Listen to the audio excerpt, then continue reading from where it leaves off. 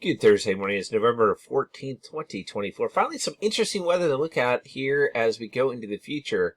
I mean, details on the long range are absolutely questionable, so none of this should be taken as a, true forecast. But there are possibilities starting to brew around Thanksgiving week. It has to do with the pattern setting up with the negative NAO, which is what we need in place to get some cold air into the area and also block some storm systems far enough south to make things a little bit interesting. So we'll see that play out, but it is in La La Land. Unlikely that the forecast I show you here is going to be what comes true. But today we're happy to introduce rain. Rain should start around noon or a little bit later.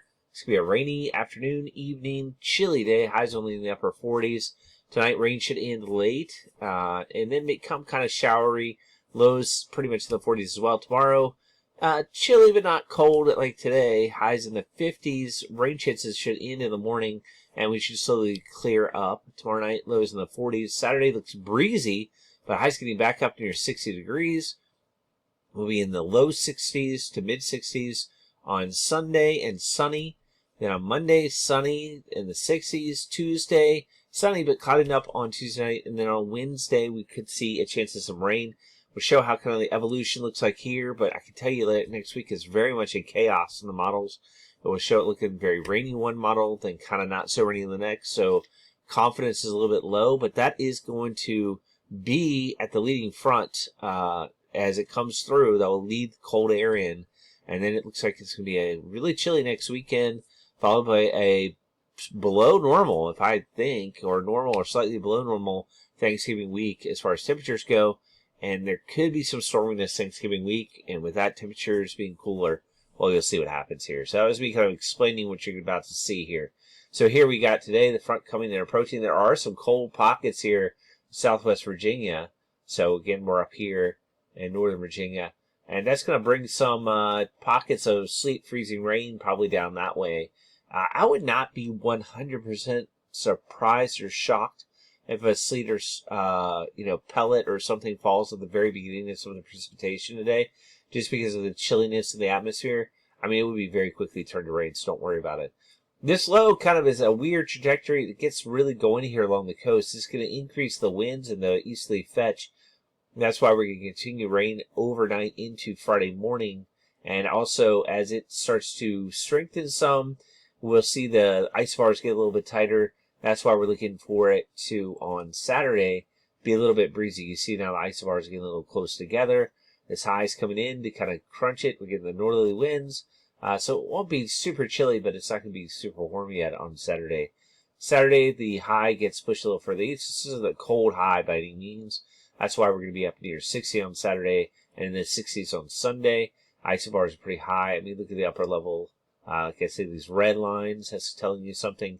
You'll notice it because these blue lines are going to do something crazy next week. So now we go up in the front into the future. This is going to be the low that's going to dislodge our cold from Canada, and it's going to hook up with this low up here, and we'll see it as we progresses here. We get some merging. That becomes a pretty prominent low pressure system, strong enough to tap into the cold up north. Also, what we're not seeing is off the west coast, way off over here, is that the jet stream is getting pushed way far north. So as we warm up in the west, it provides a dipping pattern here in the east. And this time, we pick up Sally. I think it calls it Sandy yesterday, but Sally here. And it gets hooked up to the main system, to the low. And with that in mind, we could get some moisture out of it, which is very much needed. That could cause some good rains on the backside as it finally kicks things through, some mountain snows. But look at these windy, cold conditions that are going to follow that front. Oh, yeah, it's going to be chilly. This is next Friday, 22nd. It's been advertising it nonstop now that we're going to cool down next week, and it's going to be a windy start to that weekend with a lot of chilly air and reinforcing cold air. When it gets reinforced, don't be surprised. We could see some flurries next Saturday or Sunday. That is some chilly, chilly air that's moved over the area. Strong northwest flow, just funneling in cold air over top of us. I skipped it back. We can see it again play out. So now we're back out to that area. And then you see that this low kind of meanders around up here. The cold air doesn't quickly retreat. So now we're all the way up to the 24th. I mean, this is far out there now at this point. Okay, so now we're way in the future. So we know next weekend, yes, cold air is going to get here. Exactly evolution as to how to rise, whether or not it's a strong front or not, it's going to be interesting. And then we got a low here in the south. And it's a blocking cold in the north. And yeah, you bet they're going to meet in the middle, and somewhere that's probably going to be some snow. Right now it's north of us, and that's probably likely. I don't think we're really set up well for a potential snowy system, but don't be surprised. It could happen. We'll have to see how things pan out if this is true. And this first little wave comes through, and what it does is it drags colder air down because it has a little bit of a low on the back, and this is the setup that you would need this time of year to bring in some snow, because it brings in the cold air on the backside. Is this likely? Probably not.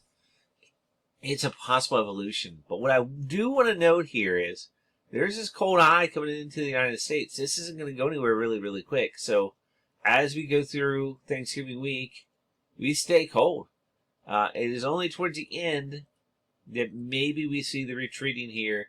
We get a high to the south, and it's going to start pumping our temperatures up again. So this, to me, says on the very long range, we'll get return flow, and we'll probably warm up again. So there you go. Interesting set of week, a little longer outlook because, oh yeah, you saw snow there. And hold on really quick, let me take a look at the Euro. All right, so this is the European model, and it is showing this front that's going to come through today and bring us rain. I'm going to go quickly through, showing you the same deal. Rain definitely hitting the area. Looks like it'll be stronger rain to the south, but there are chances we could see, half an inch or a little bit more from this rain today, so that's good. And then here's the big low, just like the GFS showing, going up into Canada. Not quite the same evolution. It has a secondary low that does this. And so what that does is it slows down the cold air. So the question is exactly when this colder air is going to get here. On the GFS, it was a little bit faster, showing Thursday and Friday. On the European, we're a few days lagging behind. And that is key and critical because that's something I mentioned. If you've even looked at my long range, it said, hey, somewhere between the 21st to the 22nd or 23rd is going to be when the cold air gets here. This is now delayed quite significantly.